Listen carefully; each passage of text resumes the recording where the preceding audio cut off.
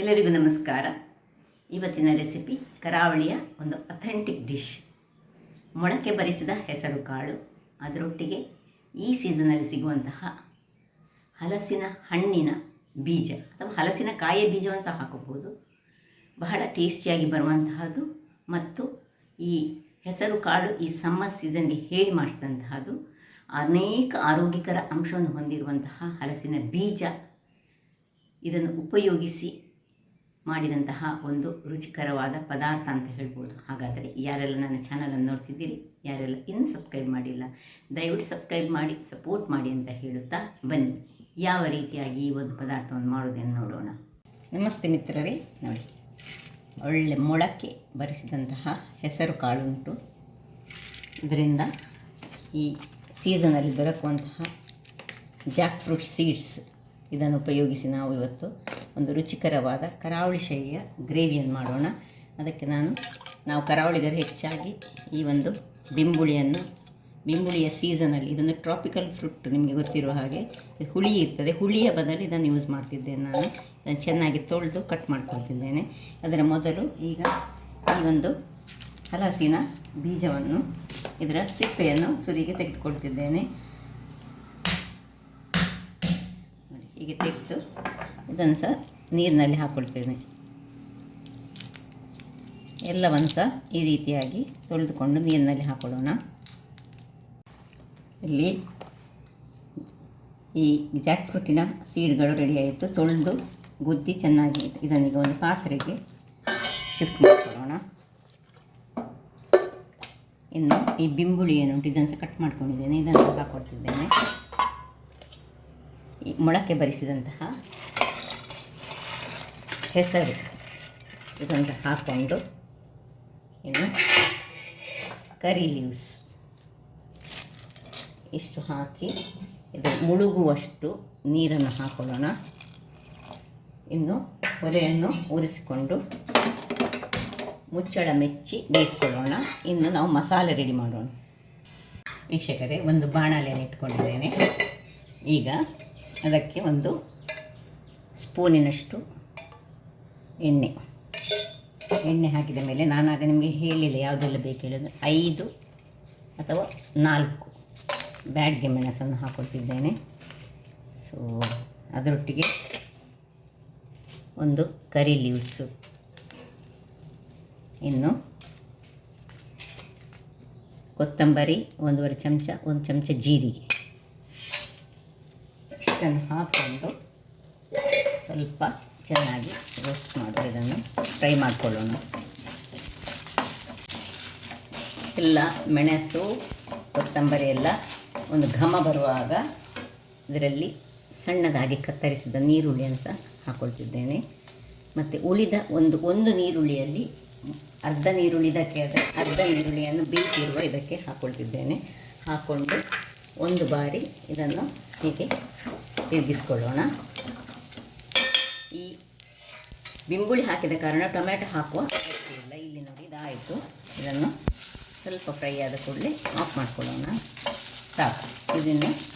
ಇದಕ್ಕೆ ಇನ್ನು ಬೆಳ್ಳುಳ್ಳಿ ಆಫ್ ಮಾಡಿಕೊಂಡ ಮೇಲೆ ಬೆಳ್ಳುಳ್ಳಿ ಒಂದು 4-5 ಎಳೆಗಳಷ್ಟು ಬೇಕು. ಯಾಕೆ ಹೇಳಿದರೆ ನಾವು ಬೇರೆ ಈ ಹೆಸರು ಕಾಳು ಸ್ವಲ್ಪ ಗ್ಯಾಸ್ಟ್ರಿಕ್ ಅಂಶ ಹೊಂದಿರುವಂಥದ್ದು ಮತ್ತು ಜಾಕ್ ಫ್ರೂಟ್ ಸೀಡ್ಸ್ ಹಾಗೆ ಬಹಳ ಗ್ಯಾಸ್ಟ್ರಿಕ್ ಅಂಶ ಹೊಂದಿರೋದ್ರಿಂದಾಗಿ ಬೆಳ್ಳುಳ್ಳಿ ಅಗತ್ಯ ಉಂಟು. ಈಗ ಒಂದು ಗಡಿಯಷ್ಟು, ಫುಲ್ ಗಡಿಯಷ್ಟು ತೆಂಗಿನ ತುರಿ, ಆಮೇಲೆ ಅದಕ್ಕೆ 1 ಚಮಚದಷ್ಟು ಹಳದಿಯ ಪುಡಿ,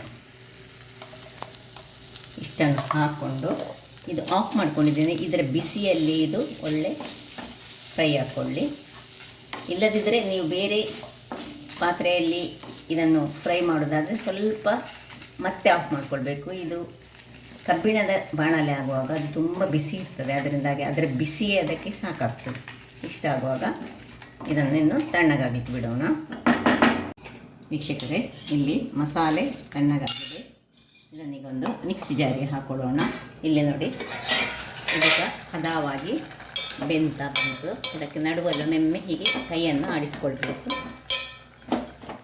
ನೋಡಿ, ಈ ರೀತಿಯಾಗಿ ಬರ್ತದೆ. ಈಗ ಇದಕ್ಕೆ ಸ್ವಲ್ಪ ಉಪ್ಪನ್ನು ಹಾಕೊಳ್ಳೋಣ. ರುಚಿಗೆ ತಕ್ಕಷ್ಟು ಉಪ್ಪು ಮತ್ತು ಒಂದು ಸಣ್ಣ ತುಂಡು ಬೆಲ್ಲ. ನೋಡಿ, ಉಪ್ಪು, ಒಂದು ಸಣ್ಣ ತುಂಡು ಬೆಲ್ಲ ಹಾಕ್ಕೊಳ್ತಿದ್ದೇನೆ. ಇದು ಆಪ್ಷನಲ್, ನಿಮಗೆ ಬೇಕಿದ್ರೆ ಹಾಕ್ಕೊಳ್ಬೋದು. ಹಾಕಿದ್ರೆ ತುಂಬ ರುಚಿಯಾಗಿ ಬರ್ತದೆ. ಈ ರೀತಿಯಾಗಿ ಬಂತು. ಈಗ ಪುನಃ ಮುಚ್ಚಿಟ್ಟುಕೊಳ್ಳೋಣ. ಇಲ್ಲಿ ಇದನ್ನು ತಣ್ಣಗಾದಂಥದ್ದನ್ನು ಶಿಫ್ಟ್ ಮಾಡಿಕೊಳ್ಳೋಣ. ಇಲ್ಲಿ ನಾನು ಹುಳಿ ಹಾಕ್ತಿಲ್ಲ, ಯಾರ ಹತ್ರ ಬಿಂಬುಳಿ ಇಲ್ಲ ಅಂಥವರು ಈ ಹೊತ್ತಿನಲ್ಲಿ ಒಂದು ಸಣ್ಣ ತುಂಡು, ಒಂದು ನೆಲ್ಲಿಕಾಯಿ ಗಾತ್ರದ ಹುಳಿಯನ್ನು ಹಾಕಿದರೆ ಕರೆಕ್ಟಾಗಿ ಬರ್ತದೆ. ಬಹಳ ಟೇಸ್ಟಿಯಾಗಿ ಬರುವಂತಹ ಈ ಮೊಳಕೆ ಬರಿದ ಹೆಸರು ಕಾಳು ಮತ್ತು ಈ ಜಾಕ್ ಫ್ರೂಟ್, ಹಲಸಿನ ಕಾಯಿಯ ಅಥವಾ ಹಲಸಿನ ಹಣ್ಣಿನ ಬೀಜ ಇದು. ಸೊ ಈಗ ಇದಕ್ಕೆ ನೀರನ್ನು ಹಾಕೋಣ. ಇನ್ನು ಒಳ್ಳೆ ಫೈನಾದ ಒಂದು ಪೇಸ್ಟ್ ಬೇಕು. ಫೈನ್ ಹೇಳಿದರೆ ಮೀನಿಗೆ ಮಾಡುವ ಹಾಗೆಲ್ಲ, ಒಂದು ತರಿಗಿಂತ ಹೆಚ್ಚಾಗಿ ಮಾಡ್ತಿರ್ತೇವೆ. ವೀಕ್ಷಕರೇ ನೋಡಿ, ಮಸಾಲೆ ರೆಡಿ ಆಯಿತು. ಹೇಗೆ ಬಂದಿದೆ ಹೇಳಿದೆ ನೋಡಿ, ಈ ರೀತಿಯಾಗಿ ಬರಬೇಕು. ಕಲರ್ ಸಹ ತುಂಬ ಖಾರ ಆಗಬಾರ್ದು ಈ ಒಂದು ಪದಾರ್ಥಕ್ಕೆ. ಈಗ ಬೆಂದಿರುವಂತಹ ಇದಕ್ಕೆ ಇದನ್ನು ಶಿಫ್ಟ್ ಮಾಡ್ಕೊಳ್ಳೋಣ. ಇನ್ನು ಎಷ್ಟು ನೀರು ಬೇಕು, ತುಂಬ ನೀರು ಸಹ ಮಾಡ್ಕೊಳ್ಬಾರ್ದು, ತುಂಬ ದಪ್ಪ ಸಹ ಬೇಡ. ಸೊ ಇದಕ್ಕೆ ನೀರನ್ನು ಅಡ್ಜಸ್ಟ್ ಮಾಡ್ಕೊಳ್ಳೋಣ. ಇದಕ್ಕೆ ಸ್ವಲ್ಪ ನೀರನ್ನು ಹಾಕೊಳ್ಳೋಣ. ಸೊ ಎಷ್ಟು ನೀರು ಬೇಕಂತ ನೋಡಿಕೊಂಡು ಹಾಕ್ಕೊಂಡ್ರೆ ಆಯಿತು. ಇದಕ್ಕೆ ಇನ್ನೂ ಸಹ ಸ್ವಲ್ಪ ನೀರು ಬೇಕಾಗಿತ್ತು ನೋಡಿ.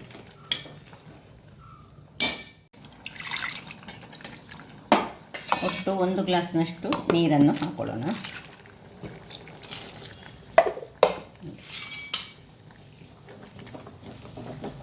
ಇಷ್ಟು ದಪ್ಪದಾಗಿ ಬೇಕು. ಏನು ಚೆನ್ನಾಗಿ ಬಂತು ಕಲರ್ ನೋಡಿ, ಪರಿಮಳ ಸಹ ಅಷ್ಟೇ ಚೆನ್ನಾಗಿದೆ. ಈಗ ಇದಕ್ಕೆ ಮುಚ್ಚಳವನ್ನು ಮುಚ್ಚಿಕೊಂಡು ಅದ ಉರಿಯಲ್ಲಿ ಬೇಯಿಸಿಕೊಂಡು ನಾವು ಒಗ್ಗರಣೆಗೆ ರೆಡಿ ಮಾಡೋಣ. ವೀಕ್ಷಕರೇ, ಈಗೊಂದು 7-8 ಎಳೆಯಷ್ಟು ಬೆಳ್ಳುಳ್ಳಿಯನ್ನು ಹೀಗೆ ಗುದ್ದಿಕೊಳ್ಳೋಣ. ಅದರೊಟ್ಟಿಗೆ ಒಂದು ಅರ್ಧ ನೀರುಳ್ಳಿ ಸಹ ಹಾಗೆ, ಅಥವಾ ಒಂದು ನೀರುಳ್ಳಿ, ಎಷ್ಟು ನೀರುಳ್ಳಿ ಬೇಕು ನೀವು ಅಷ್ಟನ್ನು ಇದೆಲ್ಲವನ್ನು ಹೀಗೆ ಗುದ್ದಿಕೊಳ್ಳೋಣ. ಇಲ್ಲಿ ಒಂದು ಮುಗ್ಗರಣೆಯ ಪಾತ್ರೆಯನ್ನು ಇಟ್ಟಿದ್ದೀನಿ. ಇದಕ್ಕೆ ಒಂದು 2-3 ಚಮಚಗಳಷ್ಟು ಎಣ್ಣೆಯನ್ನು ಹಾಕೊಳ್ಳೋಣ. ಈ ಗುದ್ದಿಕೊಂಡಂತಹ ನೀರುಳ್ಳಿ ಮತ್ತು ಬೆಳ್ಳುಳ್ಳಿ ಎರಡನ್ನು ಸಹ ಇದರೊಳಗೆ ಹಾಕ್ಕೊಳ್ತಿದ್ದೇನೆ. ಇದಕ್ಕೊಂದು ಸ್ಪೆಷಲ್ ಇದು ಒಗ್ಗರಣೆ. ಹೀಗೆ ನೀರುಳ್ಳಿ ಬೆಳ್ಳುಳ್ಳಿಯನ್ನು ಮಿಕ್ಸ್ ಮಾಡಿಕೊಂಡು ಹಾಕಿದರೆ ಬಹಳ ಚೆನ್ನಾಗಿ ಬರ್ತದೆ. ಸೊ ತುರಿರಿಗೆ ಸ್ವಲ್ಪ ನೀರುಳ್ಳಿ ಬೆಳ್ಳುಳ್ಳಿ ಒಳ್ಳೆ ಕಾಯಬೇಕು. ಈ ಬೆಳ್ಳುಳ್ಳಿಯ ಕಲರ್ ಚೇಂಜ್ ಆಗೋ ತನಕ ನಾವು ಸ್ವಲ್ಪ ಕೈ ಆಡಿಸ್ತಾ ಇರೋಣ. ವೀಕ್ಷಕರೇ ನೋಡಿ, ಇದು ಒಳ್ಳೆ ಫ್ರೈ ಆಗ್ತಾ ಬಂತು. ಈಗ ಇದಕ್ಕೆ 1 ಚಮಚದಷ್ಟು ಸಾಸಿವೆ, ಕರಿಬೇವಿನ ಸೊಪ್ಪು, 1 ಬ್ರೌನ್ ಮೆಣಸು, ಇದನ್ನು ಸ್ವಲ್ಪ ಹೀಗೆ ಓಪನ್ ಮಾಡಿಕೊಂಡು ಹಾಕಬೇಕು. ಇಷ್ಟನ್ನು ಹಾಕಿ ಸಾಸಿವೆ ಈಗ ಒಡಿಬೇಕು. ಮತ್ತು ಈ ಒಂದು ಇದರ ಕಲರ್ ಆಲ್ರೆಡಿ ಚೇಂಜ್ ಆಗಿದೆ, ಬೆಳ್ಳುಳ್ಳಿ ಮತ್ತು ನೀರುಳ್ಳಿದು ಘಮ ಒಂದು ಭಾರಿ ಚೆನ್ನಾಗಿ ಬರ್ತಾ ಉಂಟು. ಈ ನೀರುಳ್ಳಿ ಬೆಳ್ಳುಳ್ಳಿ ತೆಂಗಿನ ಎಣ್ಣೆಯಲ್ಲಿ ಫ್ರೈ ಆಗುವಾಗ ಅದಕ್ಕೆ ಪರಿಮಳವೇ ಒಂದು ಬೇರೆ. ಇಲ್ಲಿದು ನೋಡಿ ಆಯಿತು. ಇಲ್ಲಿದು ಇದು ನನಗೆ ಆಫ್ ಮಾಡಿಕೊಡ್ತಿದ್ದೇನೆ. ತುರಿಗೆ ಆಫ್ ಮಾಡಿಕೊಂಡು ಈ ಒಂದು ಇದನ್ನು ಸಹ ಆಫ್ ಮಾಡಿ ನಾವು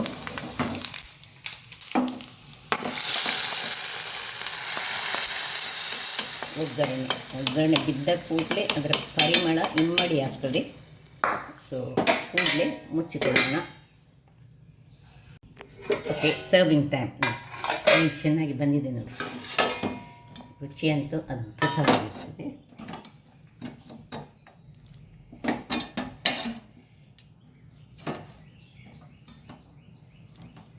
ಈ ಹಲಸಿನ ಬೀಜ ಮತ್ತು